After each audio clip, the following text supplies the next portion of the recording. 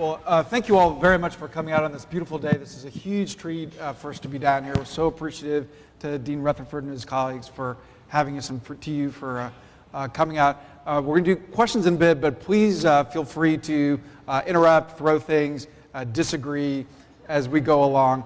And we have Dean Rutherford here as a fact checker because many of you know that on his very, very, very long list of distinguished accomplishments, he was a journalism graduate of the University of Arkansas at Fayetteville and is now a distinguished alumnus. So he's going to be able to correct us as we go.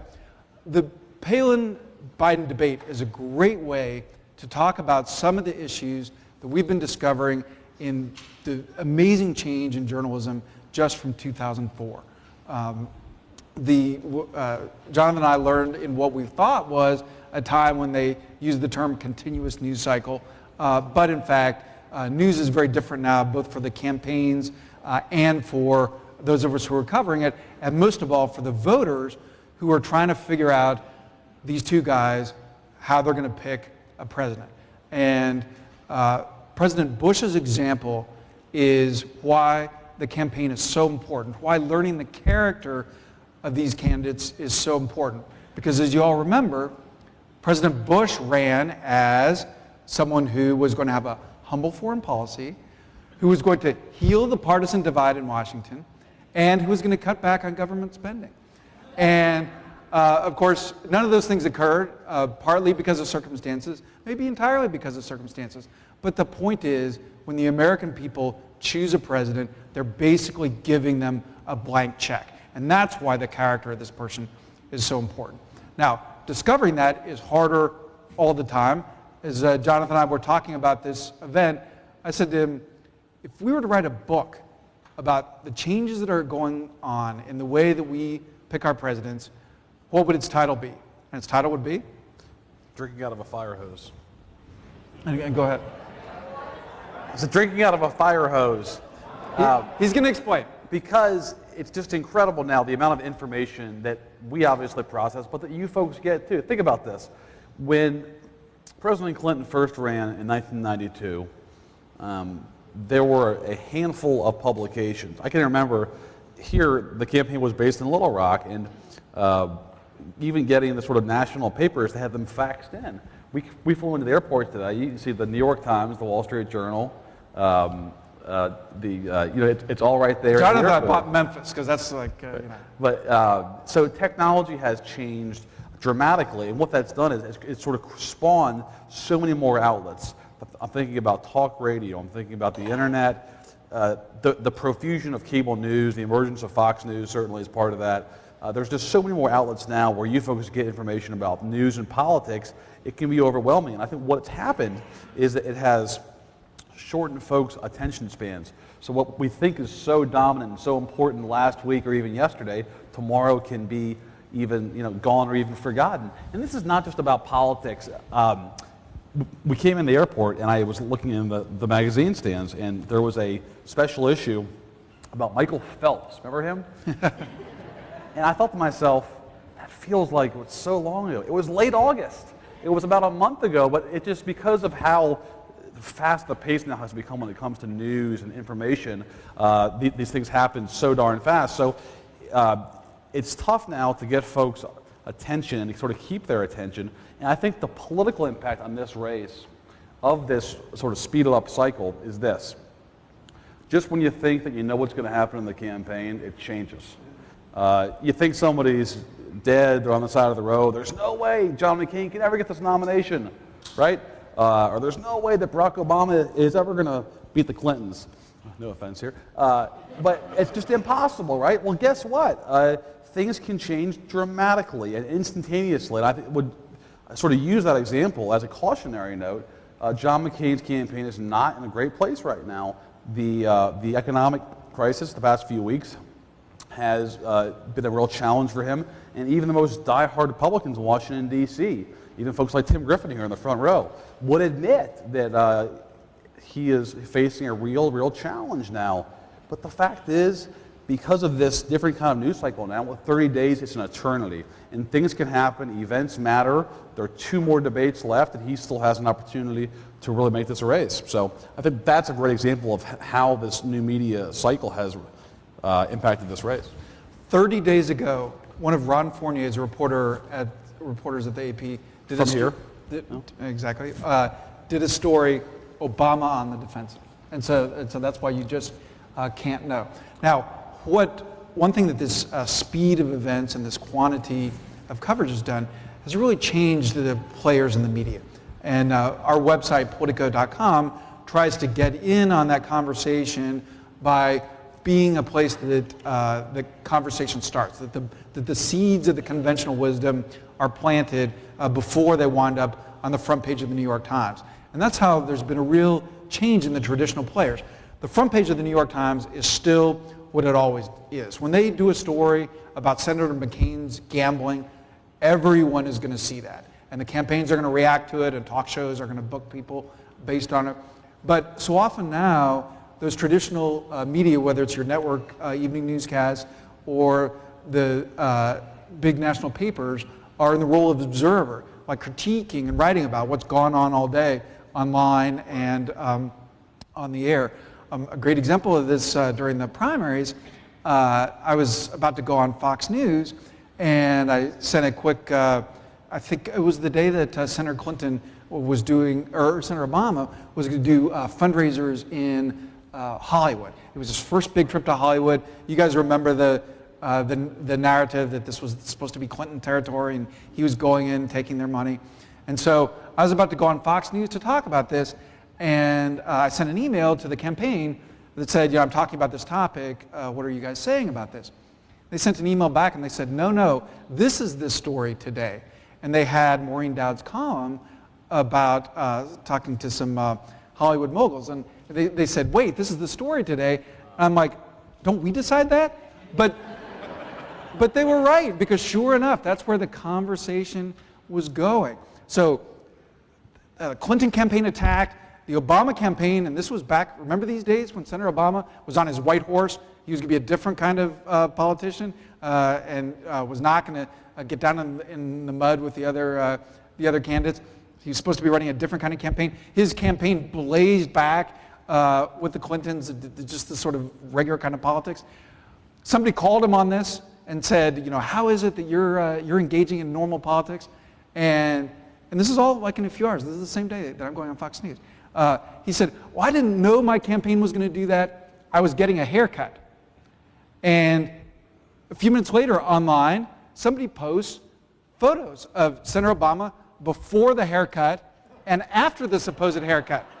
Now, this isn't an issue I worry about a lot, but you look at these two photos, and if he got a haircut, it was an extremely modest haircut. Okay? All right, all this had gone on before the New York Times even started to write their story. And so that's how different things are. And there's the tremendous pressure on the campaigns and on the candidates to keep up with this and to always have something new to say. Right. I think news happens now in real time. That's the biggest difference, is that it doesn't wait for the 6:30 national news. It certainly doesn't wait for your doorstep the next morning when your paper comes. It happens as it happens. You see it live on cable news, or you hear it over the radio. And so I think that has transformed the role of the traditional network news or the sort of national papers into more what was historically the role of the news weeklies, which is sort of taking a step back and framing what this means, less what happened, but the traditional of who, what, when, and why, and more about, well, this is why it happened.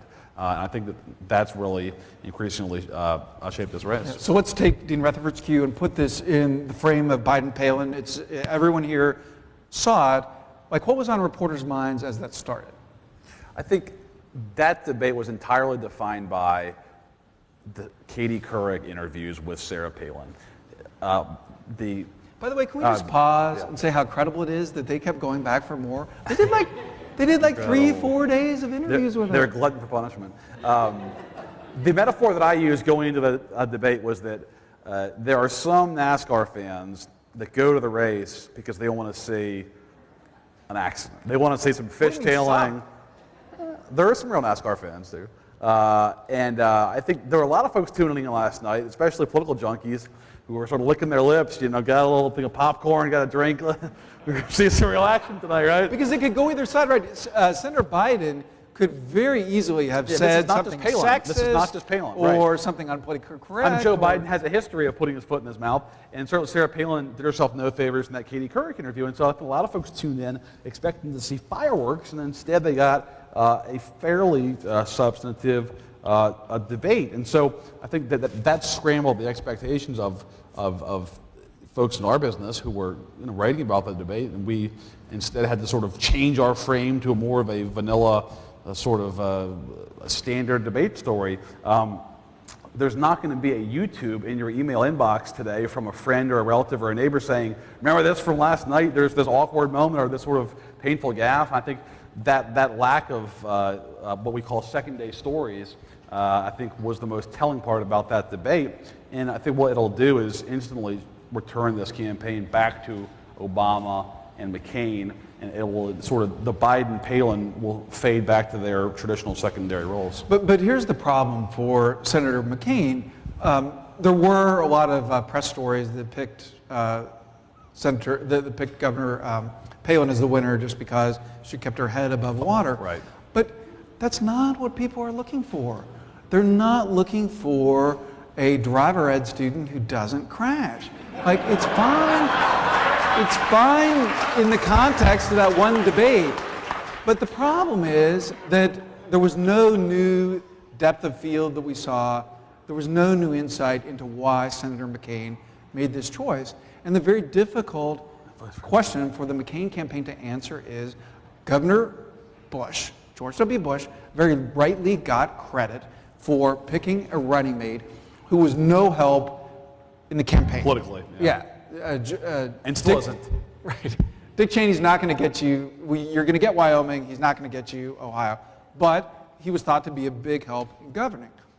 Senator McCain did basically the opposite. Someone who it's not clear what they'll bring to the table in governing, but initially was an incredible surge, his own political surge of help. So that's the question for them. And since he's made that choice, and we've had these terrible economic problems have come to the fore, you have a situation where people don't want to take a chance, and where they realize that it's even more vivid in people's minds, the problems that could come to them.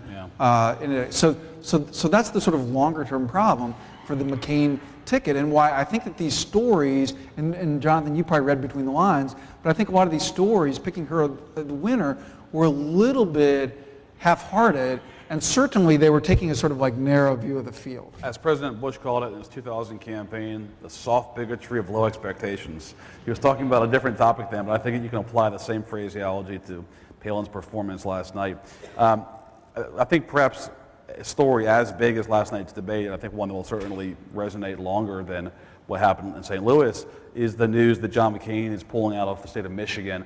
Michigan is a perennially competitive state. Every 4 years, it's one of those places where both sides put a lot of money, resources in.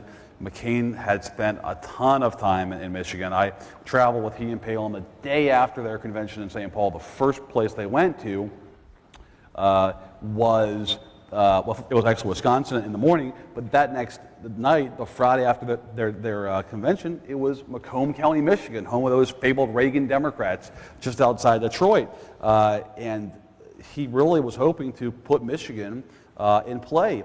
And by pulling out of there, it's important because there's fewer states now where McCain is playing offense. And it increases the pressure on him to keep those red states in hand. There's less of a sort of room for margin of error. His folks now think that he can play in Pennsylvania, New Hampshire, Wisconsin, and Minnesota. Now, New Hampshire, I think, is very doable. But, folks, those other three states that went Democratic in 2004 are going to be very tough for John McCain to pick up. And Barack Obama, at the same time, is on offense. And I'm sorry to use all these sports metaphors, but we're in Arkansas, and it's Friday before our Saturday game. But, you know, Barack Obama is on offense in a variety of states, ranging from places like Virginia and Ohio across the country to Colorado and New Mexico. So, you know, all that Obama is seemingly right now, and again, much can change, but what he has to do is pick off a handful of those states and hold what he has, and he's in shape to win. So I think the big news out of yesterday is what McCain's move out of Michigan means and the shrinking map that Republicans now have. Almost certainly, the McCain campaign did not intend that very damaging story to sort of set the table in the afternoon before the debate. And the way that that story emerged is very instructive about this new world that we're talking about. Tell me a little, tell us about how that story came out, starting with that BlackBerry, right, that you got when we were having dinner. Sure.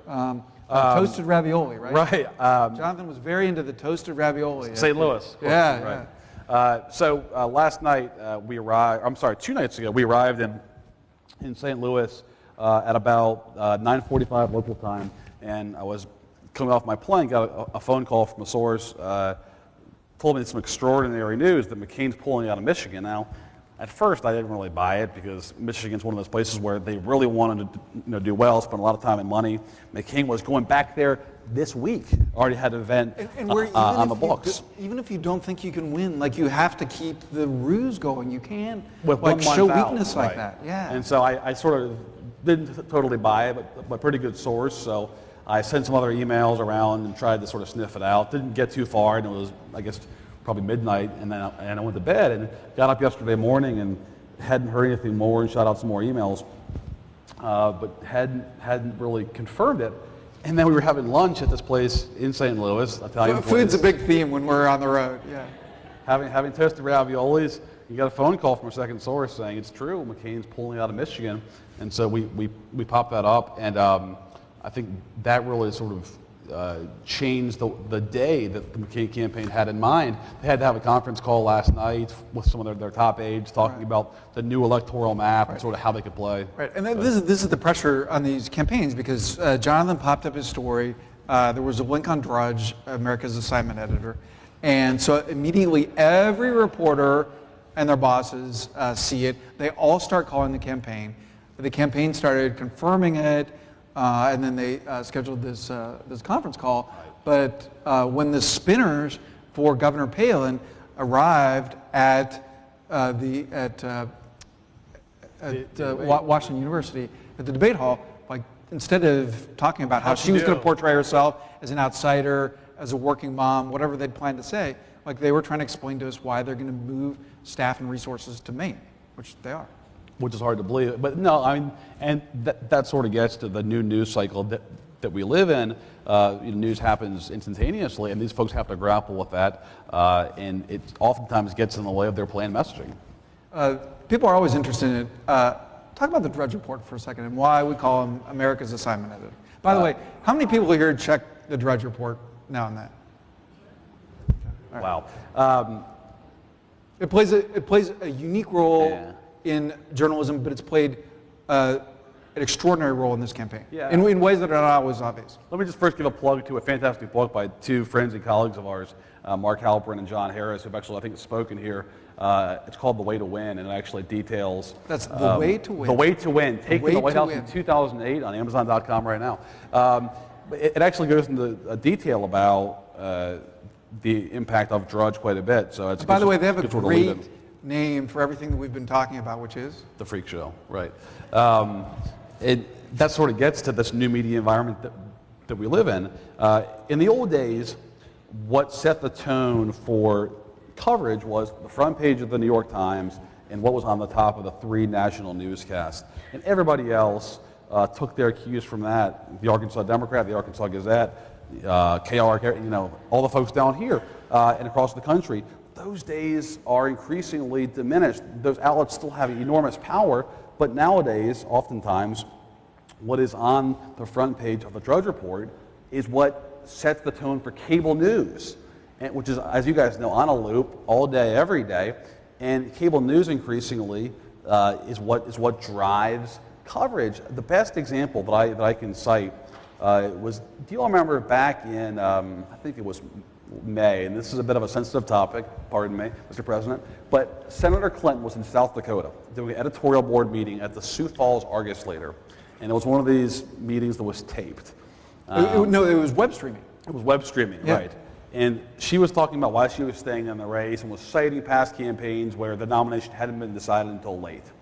And she brought up... And just to set the scene, her traveling press corps is in a grocery store down the street in South Dakota. They're trying to watch this The web stream, and they can't get like web on their service air cards. and- They get terrible service. Right. And so this is being web streamed, and she's trying to explain why she's staying in the race and how past Democratic nominations have gone on quite deep into the spring. And she cites the fact that Bobby Kennedy was assassinated in June of '68 to make the point that that year the sort of Democratic nomination was protracted. And she was clearly making a purely chronological point that, Right. that there's a reason to stay in the race. And she had said this exact same thing Earlier. in these exact same words Right. to Rick Stengel, the managing editor of Time magazine, who had popped up a transcript on Time.com. But it had gotten no attention. But the fact is that she said it, and anytime you're talking about assassination and there's the country's first African American with a real chance of becoming president, needless to say, it's a very sensitive matter, even though obviously her intentions were, I think, fairly clear. Regardless of her intentions, that was out the window when Matt Drudge got a hold of that story and popped it up on the top of his website and cast it in sort of the most adversarial, I guess, terms. It was written up by a New York Post reporter who was watching the web stream back in Manhattan, where Right. he had a clear feed. Right. So there's a guy for the New York Post who writes it up. Drudge pops it up there, and this is probably a Friday afternoon at about 2:30 or 3. Needless to say, once it's on Drudge, every editor, every producer in America is screaming at their reporters, saying, "Why don't we have this? You guys are out there covering Senator Clinton. You're in South Dakota, sitting on your behind at a grocery store. She just made this huge gaffe. I can't believe that you haven't." And they're like, she said that before. You haven't She filed this means, story. You haven't you know, filed this story yet. And these guys are saying, well, what story? Well, it's on Drudge. Well, so it just goes to show how much. And that story was huge in the New York Times. Right, but- when it would never Yeah. have been in the New York Times. But hold on a otherwise. second. But the fact is, that story then hopped on. It's a sort of ecology. It's a food chain. It's on Drudge. Cable news picks it up. And then once it's on cable news, it's sort of the tail wagging the dog. And that night, the network newscasts, the sort of traditional newscast, all led with this story. Complete with the scratchy audio. And why was that? Well, because Drudge decreed it was big news. Cable news followed suit. The networks then led with it. And so what happened the next morning? The front page, the Washington Post and the New York Times, which are conservative, small c conservative, when it comes to the sort of judgment about news, they led with this, what many would call a non-story. It's the best example that I have for how much Drudge sort of frames the news. No, now. but there's another brand new example from yesterday when a lot of you saw, the New York Times did a story about that. They would never have done a story about that. A lot of you saw that in the day before the debate, all day, there was a story up there about how the moderator, Gwen Ifill, has a book about the new age of Obama coming out around the inauguration. I think it was a bogus story. Like anybody with Google knew about this book. It's been on Amazon for months, but it drove conversation. We got an unbelievable amount of email about it. Right. And the New York Times had a story about it. They would never have had a story about it otherwise, never. It was totally made up. And then if you watched the debate last night, it wound up being a non-story because I thought was totally professional, and nobody on the right certainly raised questions about her performance at all. Skip, do you want to jump in here at all and drive this conversation? No, we'll throw it up open to the audience, but I do have, Please. I do have, because you guys have followed this around. What does McCain do over the next 30 days? I mean, if it's now an Obama-McCain, Obama has the lead. I mean, what, besides the two debates, what does McCain do? I think the first thing that he needs is to hope that right about now on Capitol Hill, the House is going to pass this bill, call it a rescue, call it a bailout, whatever you want to call it, that will stabilize the market and, more importantly, stabilize his campaign. Since the emergence of this crisis, John McCain's campaign, partly through his own actions, partly through no fault of his own, has been in a free fall. He has lost ground, all the key states, national surveys. He's having trouble getting any kind of message out because this is so subsuming the news. He can't talk about anything else, and he can't define Obama in a way that he needs to win because these candidates are responding to what is a page one above the fold crisis every day. And so I think that if this deal does pass the House and it sort of sends this story The governor of Missouri, Matt Palin, gave me a great quote last night. He was there at the debate. He said, "We need for this story to be in the middle pages of the Wall Street Journal, not on the front page of every paper in America every day." And I think if that happens, and this becomes more of a business story instead of a front page story, then McCain has a shot to really drive the message. A similar point, we have a friend who said that when the normal person knows the name of the Treasury Secretary, that's usually not a good thing. That's not a good sign. And 40% of Americans, we were told, can now name Hank Paulson. So I think that he needs to get this deal done today, have a good debate Tuesday in Nashville, really be aggressive about Obama, and try and define Obama. Every Republican will tell you their shot to win this election is to make it a referendum on Barack Obama. If it's not about that, it's going to be about John McCain, about George W. Bush and Dick Cheney, and that's a very difficult race for Republicans to win. And the McCain folks told me last night one of the biggest problems with this economic crisis the past few weeks hasn't just been the crisis, it's been the fact that for the first time a lot of Americans have been reminded the president of this country is still George W. Bush, and they've seen him on their TVs, and they've been sort of reminded as to what they're unhappy about and why they're in a foul mood and why so many Americans believe the country's headed in the wrong direction. They want Bush to go back, you know, and as one said to me, being MIA again, and that will help them sort of separate from a very unpopular administration. And if that happens and they can define Obama, have a couple of good debates here, he's got a shot.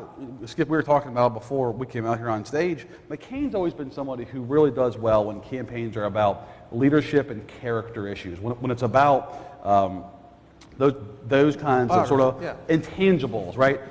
Given his biography, given his life story, that's where he does well. When it's about an issue matrix, when it's about kitchen table issues, and folks are voting based on their pocketbooks, he's, I think, less well positioned to win. Right, and you mentioned the MIA thing. Some of you remember the Frank Rich column. This ran right after Senator Obama's European trip, and he named Senator Obama acting president. And he said he'd taken that role because it was open. And I think that Republicans like that idea. But one reason they want to throw it, why the McCain folks want to talk about Obama, and Dean Rutherford, you would have an idea if this is accurate. Like, I'm told that historically, it's very difficult to win a campaign where the referendum is about you. People very rarely win those races. And so, like, that's really putting the other guy in a corner, putting the onus on him. Bill Clinton has always said that to win an election, you've got to make it about you, the voters, and about your issues, not about me. I can remember in 1992 when he was having some of the challenges in his own campaign, he told his campaign advisors, and this is well chronicled, you know, we're going to win this election by making it about you, the voters, not me or my imperfections or who I am and what kind of man I am, but it's about what I can do for you and your needs and your hopes and dreams and aspirations. And I think that if Obama can sort of do that and keep it off of himself, he's got a good shot to win. All right, let's take some questions from the audience. We've got one right here, right here, Tina. Wait for the mic, please. I do like Politico.com, so my apologies, but I really get all my news from The Daily Show. Uh-oh. And Us too. Now we do too. Now we do too. So, I mean, I find that he's the one that catches the candidates like nobody else. And I'm wondering if you could comment on the influence of the sort of humorist on the campaign, and if you think they have any influence or whatever. Go ahead. Oh, this has been a terrible problem for Senator McCain.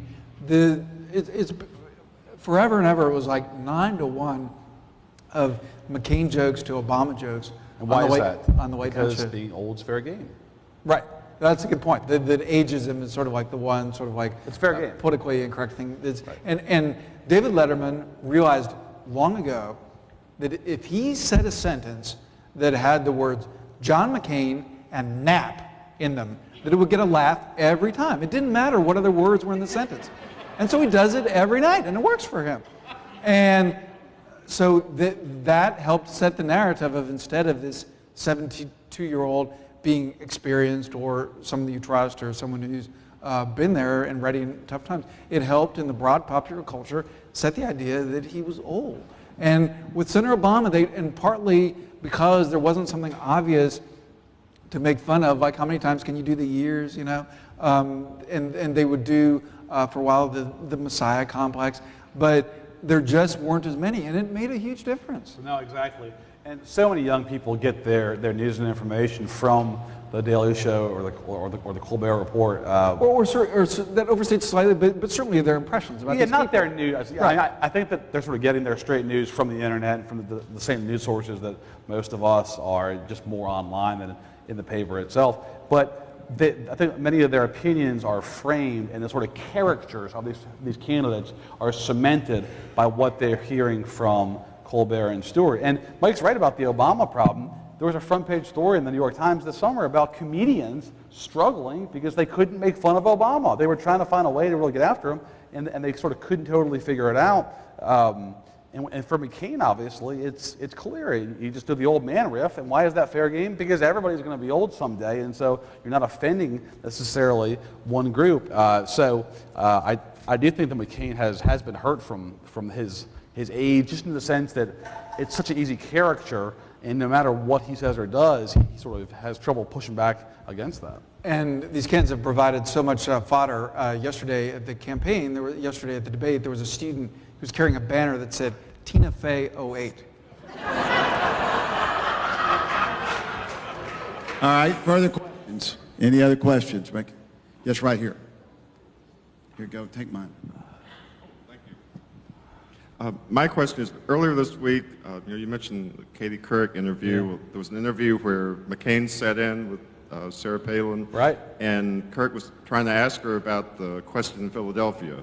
And McCain jumped in and accused her, cut her off and accused her of gotcha journalism. I'm so glad you asked that question. Would you talk about that? No, please. But I have to say, Katie Couric, who was fantastic in these interviews, and she pushed back, and very politely, but she said that was not a gotcha. That was a voter. It was a voter. Which is a great point for her to make. It's an example that I think is really telling, and it gets to what Mike and I were discussing earlier about how much these campaigns have changed with regard to how they're covered and how you folks get news. John McCain has struggled, I think, to a certain degree, with the new media rules. In his 2000 campaign, you folks remember well, he made his name by being on that bus and sort of riffing and freewheeling with reporters. Everything was on the record. He would talk for hours, and they would sort of eat it up on a variety of topics. And he had this sort of sardonic wit about him that really appealed to a lot of folks who are in the media. Well, guess what? Nowadays, because of the emergence of blogs and the sort of around-the-clock news cycle and the power of cable news to sort of jump on the soundbite or the gaffe of the day, John McCain couldn't do that anymore, because anytime he would have some little slip up or make some gaffe, it would be on all the blogs instantly. And when I say blogs, I mean the blogs of mainstream news organizations. The 3 networks, the cable channels, the major papers in the country all have blogs now that cover the race around the clock, as do obviously we also. And once that happened, the cable news shows would pick it up, and he couldn't get out whatever he wanted to talk about that day, jobs or the economy or healthcare, because he had made some slip up on the back of his bus that was now being played on a loop on Fox News or MSNBC. And your example is I think, fantastic. What happened last Saturday night, Sarah Palin was in Philadelphia and went out, local ritual. She was doing her debate prep there. They were there for a couple days. Yeah. Here she would go and get barbecue. In Philly, she went to get a cheesesteak at some local joint in Philadelphia. She'd been doing debate prep all day, and they wanted to have her do a public event to be seen for the cameras, have a picture in the paper the next day, getting a cheesesteak. And she's in line, this is Philadelphia, and some grad student from Temple University, obviously very well informed, took it upon himself to interrogate her about Pakistan policy and her views on whether or not the U.S.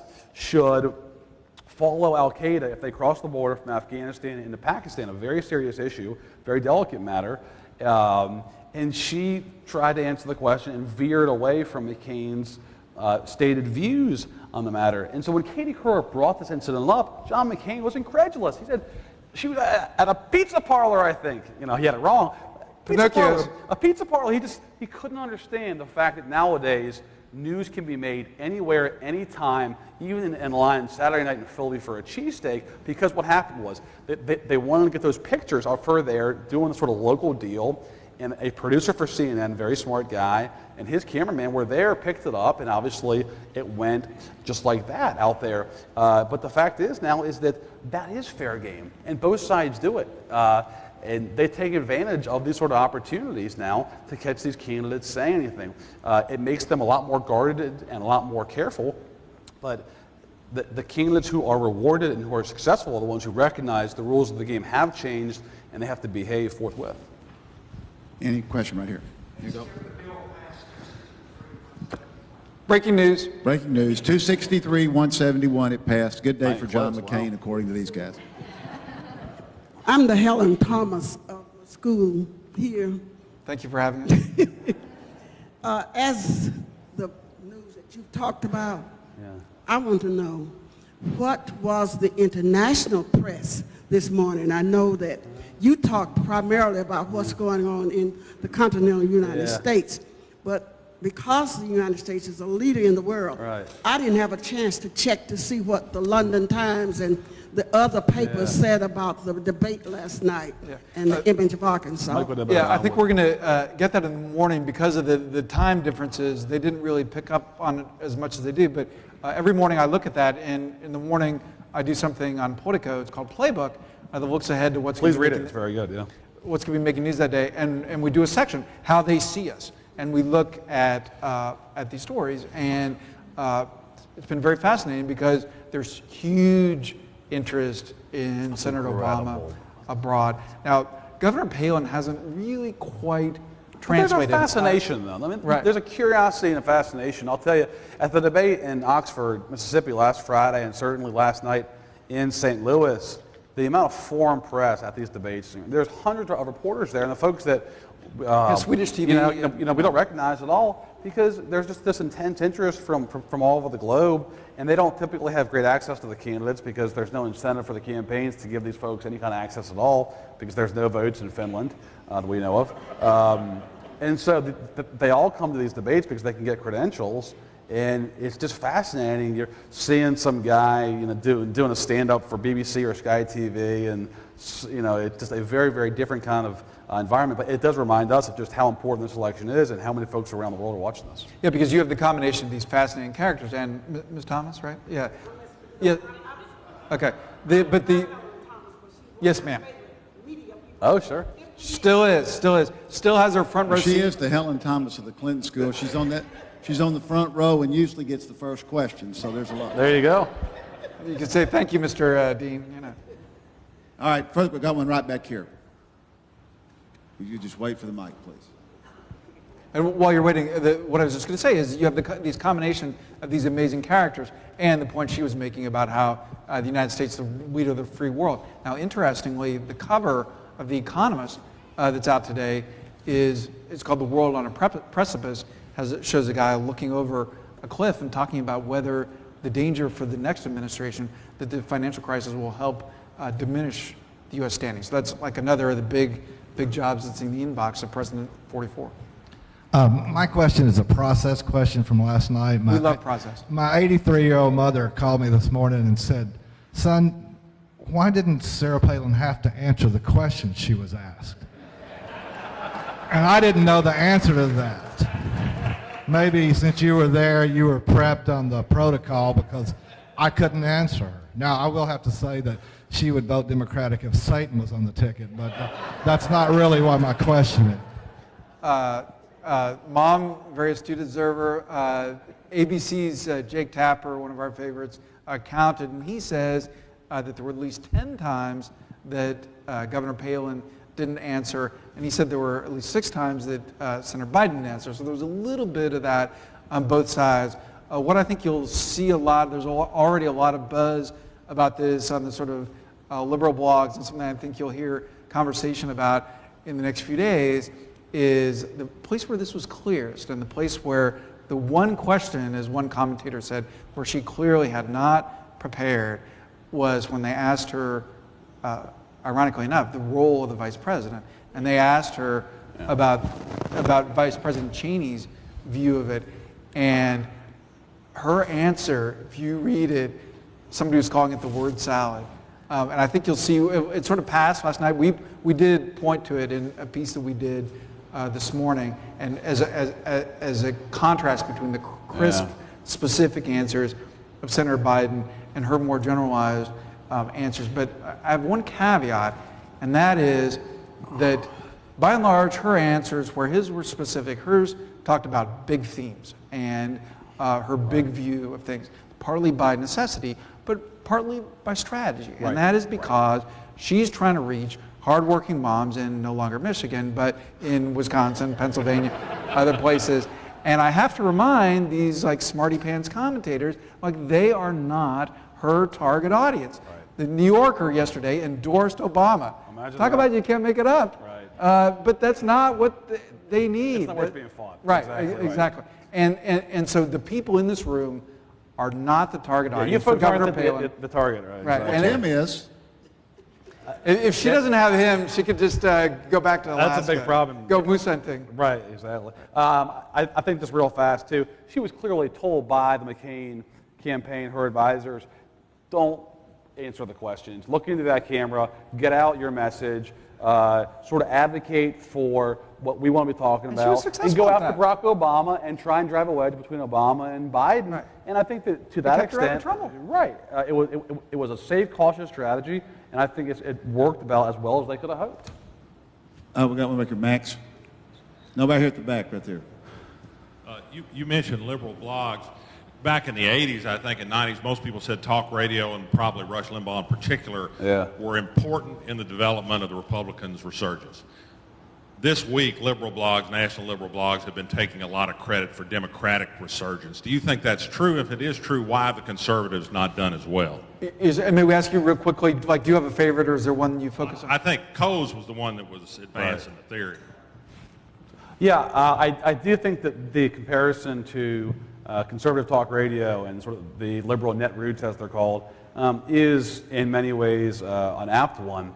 And I'm not sure, and I've actually written about this and thought about it a lot, I'm not sure why the right hasn't done better online, but I think part of it is because the folks who have really jumped online in a political sense in the past 5 years are more liberal people in their 20s and 30s, whereas conservatives have tended to still be very, very connected to the movement through talk radio and through outlets like Fox News. The fact is, conservatives have Fox News, they have Rush Limbaugh.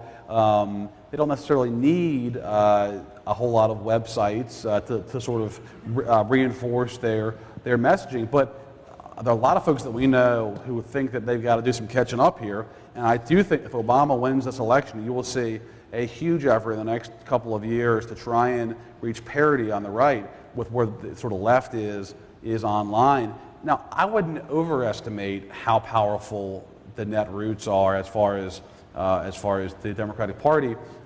Because they were against Obama by and large. So. Look, they didn't like Obama all that much, and he certainly didn't kiss their ring a whole lot, and he obviously did just fine without them. So I wouldn't overstate their influence. I do think when it comes to sort of raising money, they can be a powerful force, but I don't think that they're as dominant as Limbaugh was or is. I mean, Limbaugh gets 12 million listeners at least per week, and there's just nothing like that online. And they're a great multiplier effect for the Democratic campaigns, the Democratic parties. Jonathan and I sometimes have a good laugh, like we'll get an email from a link or a point from the DNC, and we go to a blog, and sure enough, it's popped up in almost the same words. We're like, that was some very diligent investigative reporting. Yeah, exactly.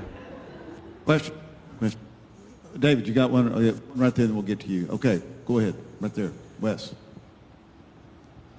Thanks for coming, guys. I enjoyed each of your respective pieces this morning. Jonathan, I think you at one point characterized Senator Biden's discussion of the tragedy in his life as a political theatrics. And my question is, have we reached the point where any moment like that is perceived by the voting populace as political theatrics?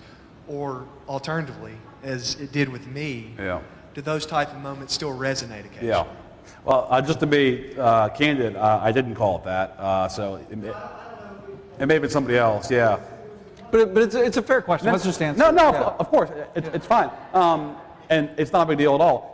What I said about it last night was I thought it was a very poignant moment, and it really showed a human side of Joe Biden, somebody who's sort of known as the sort of senator, the chairman of the Foreign Relations Committee, somebody who was born with a pair of French cuffs on. But I think that was a very poignant moment for him, and sort of one that in a night where Sarah Palin was very down home and folksy, I think that was a moment where, for all Palin's hitting folks in the gut, where Biden has hit folks in the gut too. And look, I mean, I think those kind of genuine moments still absolutely resonate with Americans. What I was so struck by last night, and I hope that you all saw this on your TV too, the 10 minutes after that debate was over, the Bidens and the Palins were on stage together talking. It was two American families, normal, real, down to earth. You know, of course it was a safe conversation, I'm sure, and they were sort of delicate about what they said, but it was just, I think, really neat after seeing so much mud being tossed back and forth, seeing some real humanity between these two families and the sort of grandparents and the grandkids, nieces and nephews. It was a real neat moment, I think. And just to take on Wes's point, like the dilemma for reporters, I think what he suggests is very important, that we don't like assume that a genuine moment is theatrics, because if you do, you're missing the story. On the other hand, so much of what we see is staged, and very skillfully so, that we're cheating our readers if we don't point that out. So, like, I think Wes throws out a good caveat that just like not to automatically assume that. David, we've got a question for you right here.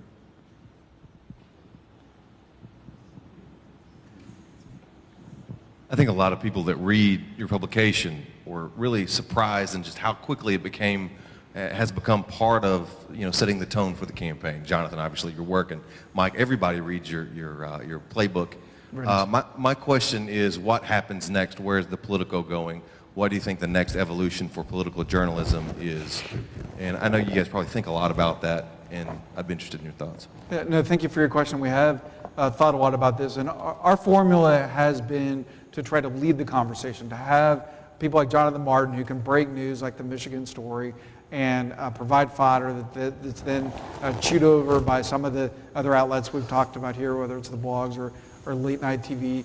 And we talk a lot about having a startup metabolism. It's very important we start early in the morning, and we try and get news out there, get the conversation started, be in touch with the government and campaign players to try to figure out where the conversation is headed. And we plan to do, as we've done that with the campaigns, through people like Jonathan, Ben Smith, others, to do that with the new administration. We feel like whichever one of these presidents is elected is going to be fascinating, and we think that either one of them is going to get a lot done. If you have a President Obama, you're going to have big majorities, right, in the House and Senate, and he has a very specific agenda. He's getting a lot done. President McCain doesn't mind standing up to his own party, has relationships across the aisle. So I think these are both going to be very productive, fascinating administrations. And so we're going to dig in, feast on that. A lot of you know the journalist Shelby Coffey. He calls it sticking the biscuit in the gravy, and just really enjoy it. So that's what we're going to do. We already have a new part of our website that's called Politico 44 for the next president, and we're going to be diving into that. So thank you for reading Politico, and we're excited about the next chapter. Can you talk about a little bit? This is going to be for Jonathan, whatever it is. Tough one. So it's actually for you. Hardball. Can you talk a little bit about the business impact of new media on organizations like the Washington Post? We've heard lately about the Post taking some of their resources, shifting them from their print version to their online version. You talk about that. I know you've rated a lot of people, including yourself, from the Washington Post, and been very effective at that. Tim, thank you for asking that question. The economics of this new media is very fascinating, and I watched this before my eyes a little bit at the Washington Post and very vividly at Time Magazine, where I was until just a year and a half ago. And the dilemma for these great organizations, and they remain our great organization, there's nothing like the cover of Time to capture a moment, to start a conversation, to get people to think about an idea that they otherwise would not have. There's nothing like the resources of the Washington Post to look into the behind-the-scenes story of Vice President Cheney, or the New York Times to put a topic on the American agenda. But the dilemma for them is that the advertising dollars that are coming out of the print edition, the car ads, the movie ads, the real estate ads, every dollar that comes out of that a much smaller number, whether it's 30 cents or I don't know the exact number, it varies, but a smaller amount goes online.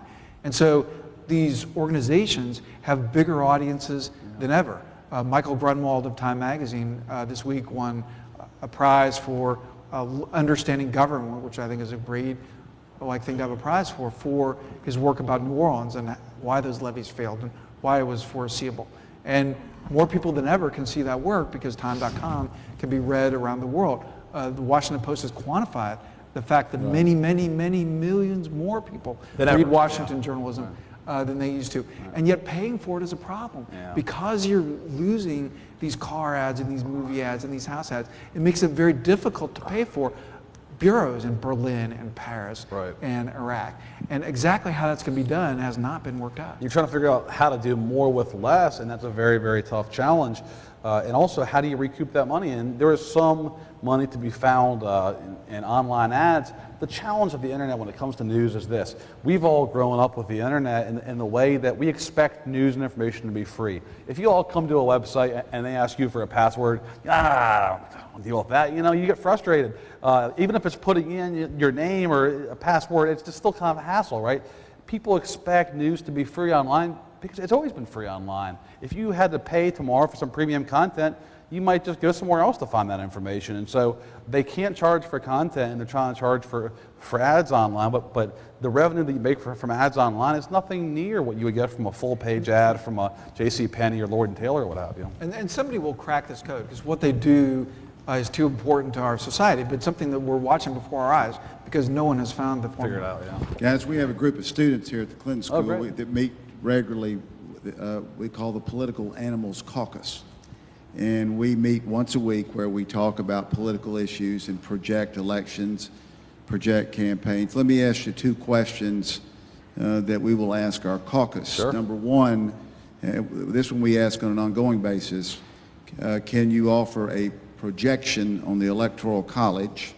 And number two, who are the up-and-comers in both the Democrat and the Republican parties? Who are the ones we should keep our eyes on 4 to 8 years down the road? So one called the Electoral College. Right now, and we change it every week. My numbers have gone all the way across the board. So. Well, what we can do is say what the Electoral College is going to turn on? Sure.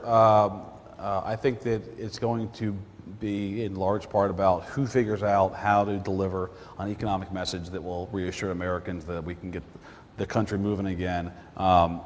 Unless there's a major national security event in the course of the next 30 days, this is going to be the most economic-focused presidential race since 1992.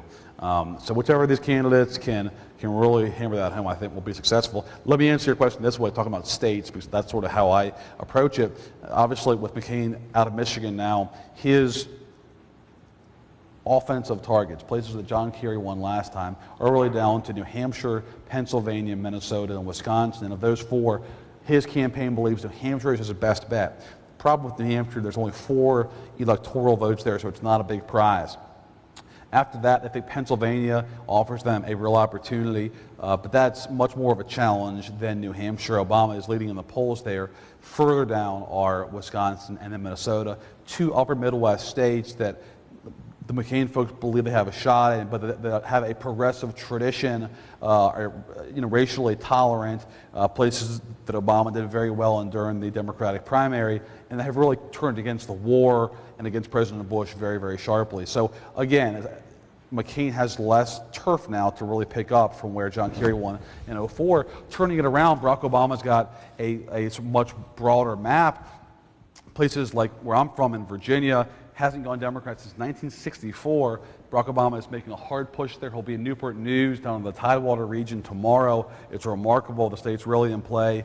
North Carolina, I think, is a little bit tougher, but he's certainly looking at North Carolina. Ohio, of course, went for Bush in 2004. They're playing hard in Ohio. Florida, unbelievably, we thought Florida was going to be safe Republican this time. Obama's very competitive there in the polls now, and McCain's having to put more staff and more money in a state that they thought was going to be safe. And they also have to get McCain and Palin down there, and that's a long flight. It takes a lot of time, and time's a wasting to get those candidates down there on the ground. And when you're sort of trying to press a lot of events into the schedule, that can be a challenge. And then I'll just conclude by pointing to the interior West. 3 states, Colorado, New Mexico, and Nevada, all red. Cactus Caucus, they're calling it. The Cactus Caucus, all red states in 2004. Places, though, with a lot of Californians moving there who are more moderate to Democrat-leaning, large Hispanic population that could be problematic. And then lastly, let me just add to Iowa, probably the best opportunity for Democrats to pick up from 2004. Bush barely won there in 2004 on the back of a large Christian conservative turnout. Obama worked it so hard during the caucuses. He's a known commodity there, and he leads now every poll you see there by a wide margin. So I think that's sort of telling you, in short, Obama has to pick up 1 or 2 of those states, keep everything Kerry had, and he wins. And as far as good stories for McCain, there was some movement in Minnesota after their convention there. Where else has there been movement in his direction? Well, I mean, I think that Virginia is going to be competitive, but I think McCain still has an advantage there. A good poll came out yesterday showing McCain up 3 in Virginia. Obama's not put a, excuse me. I didn't know. I was going to say, too, I totally forgot Indiana, which is also incredible. The Democrats think Indiana could be in play this time. Like Virginia, hasn't gone Democrat since the LBJ landslide in '64. Republicans are now having to spend money on TV ads there. They're going to have to get McCain and Palin on the ground there at some point for an event. And again, this is about making McCain and Palin spend money, spend their time in states they don't want to be in playing defense. Yeah. And to take on the political animals question about a rising star, this financial meltdown has given a number of the young Republicans a chance to sort of shine on Capitol Hill and a chance to sort of look at them. We've been watching for some time the number roughly 4 or 5 leader in the House, depending on how you look at it. Eric Cantor, a Republican of Virginia, who has chosen, rather than moving up in state politics, to sort of move up towards Speaker in the House. He's young. He has a great relationship with Wall Street. His wife, Diana, used to work on Wall Street.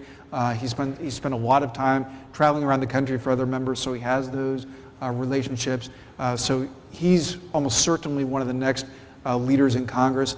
Senator John Thune of South Dakota is someone that a lot of people are watching, the Daschle Slayer, right?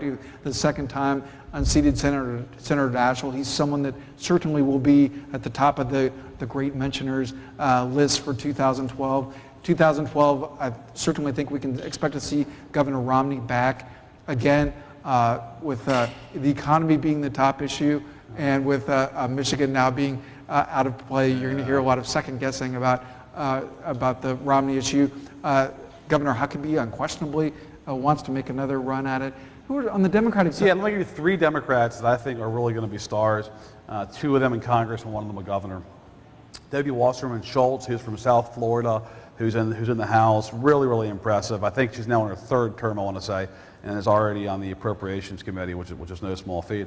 And she was very articulate and forceful, and the Obama folks like her a lot. She was there last night in St. Louis as a surrogate. Secondly, Congresswoman Arthur Davis, who's not far from here, who's from Alabama, who was an early Obama supporter when it was not cool to be for Obama. He was on board. I was in Selma in March of 2007. Every March they have the commemoration, of course, of the famous March Across the Bridge. And he was there with Obama. And again, that was very early in the primary. Superb individual, was a U.S. attorney in Alabama, Harvard Law grad, and wants to be the first African American to either be governor or senator in Alabama. I think that will probably happen in 2010 or 2012. He'll at least run if he's not in the Obama cabinet, should Obama be president. Good. And I was going to say, while we're on Arthur Davis in Denver at the convention, he did an event for Time Magazine, and there was just like huge buzz about him. He's really someone that people are talking about. And then lastly, Governor Brian Schweitzer from Montana. You folks probably recall the Democratic convention. He gave a real humdinger of a speech. Stole the show. And is somebody who's really smart on energy issues, which I think we all know is going to be one of the most dominant policy topics for the years to come. He's from Montana. He wears nothing but bolo ties. He hunts, he fishes, he drives a pickup truck. He's the kind of Democrat that folks, I think, in their party recognize they need to get out in front of Americans to be competitive again in rural America. And is something of a prairie populist. So I think he has national ambitions, and you'll be seeing a lot of him here in the years to come. And when we were talking about Republicans, I left out when I was saying people who'd shine during the economy. Congressman from Wisconsin, Paul Ryan, almost certainly will go for statewide office. He's another person who's at the front of the Republican. He's 38, I think, very young. And what about the future of Congressman Rahm Emanuel? We should have mentioned Rahm. Speaker Emanuel? See, I was going to mention Rahm, but he's not really I think he's already arrived. He's not already a risen. future. Rahm Emanuel, of course, worked for President Clinton in the White House, and then won a seat in his native Chicago in the House of Representatives, immediately on the Ways and Means Committee, and then right after that ran the Democratic Congressional Campaign Committee in 2006, of course, when Dems took back the House, a hard-charging, sort of profane, old-school pile. Involved in everything. But is just so smart and plugged in, and is somebody who will either be Speaker of the House, Senator in Illinois, or a very, very close advisor to Barack Obama in the White House. But we do already call him Speaker Obama. Who do we leave out? Good. Ladies and gentlemen, what a great program. Mike and John. Thank you for great questions. Great questions.